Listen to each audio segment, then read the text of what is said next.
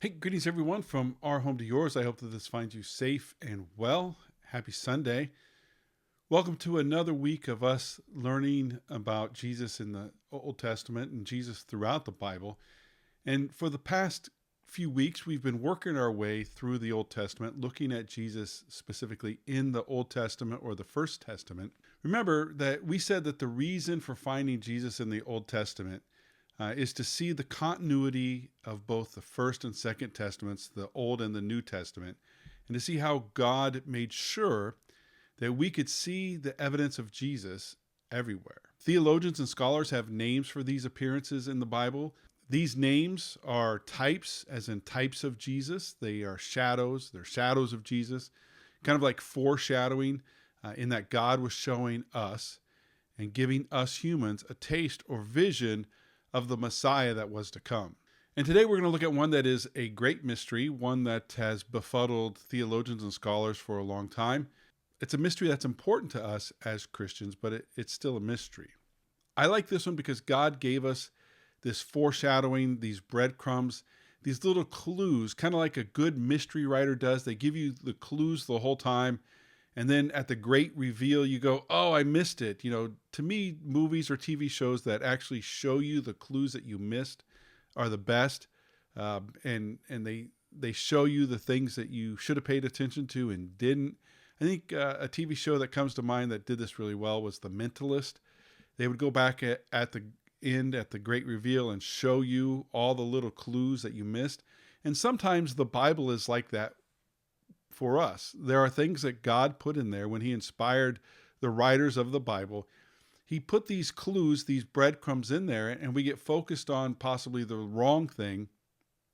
And so we miss the clue that God had for us. And then at the great reveal, we go, oh, how could I miss that?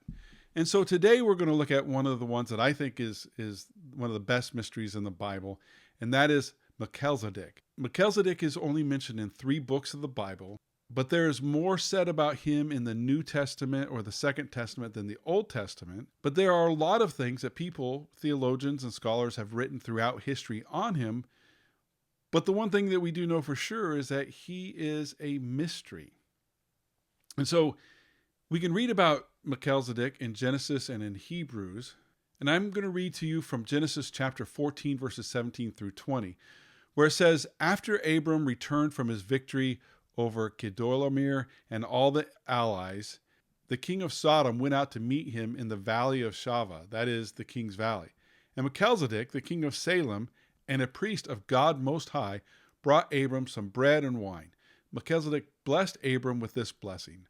Blessed be Abram by God Most High, creator of heaven and earth, and blessed be God Most High, who has defeated your enemies for you.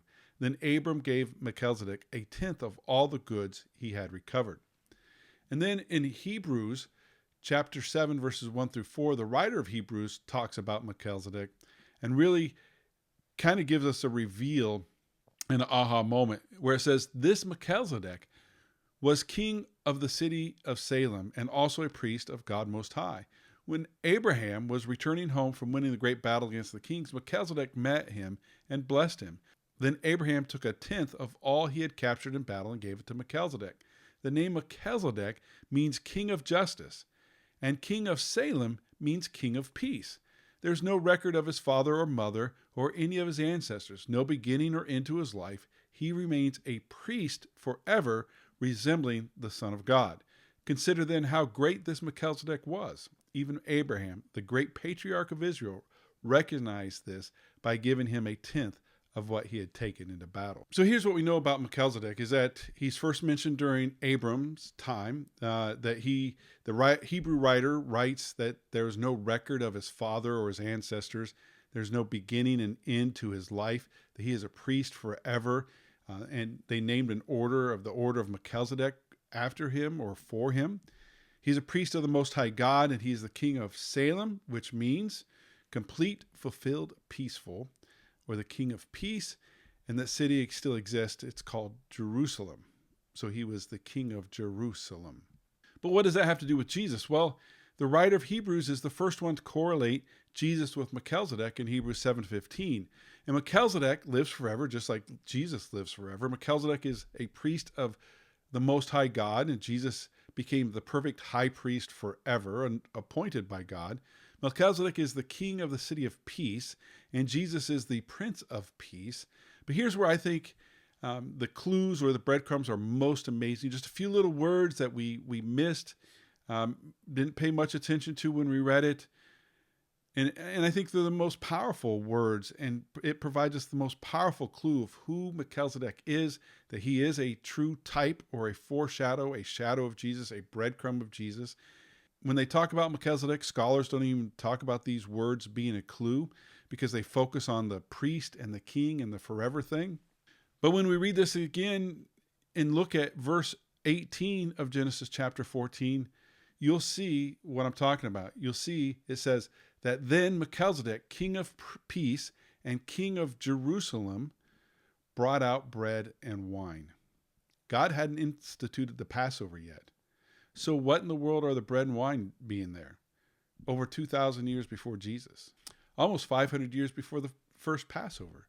What's happening here? It's literally a breadcrumb. It's a clue, just a little one. But do you see it?